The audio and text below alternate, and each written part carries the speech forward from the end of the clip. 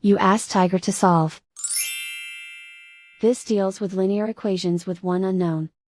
The final result is y equals 28/17. Let's solve it step by step. Simplify the expression. Expand the parentheses. Multiply the coefficients.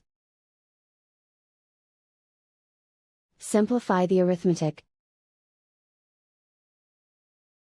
Expand the parentheses. Simplify the arithmetic. Group all constants on the right side of the equation.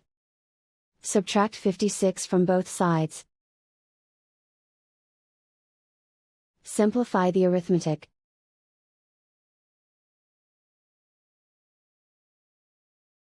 Isolate the z.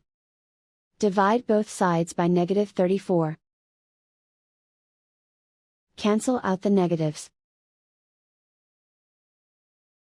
Simplify the fraction. Cancel out the negatives. Find the greatest common factor of the numerator and denominator. Factor out and cancel the greatest common factor. And so the final result is y equals 28/17.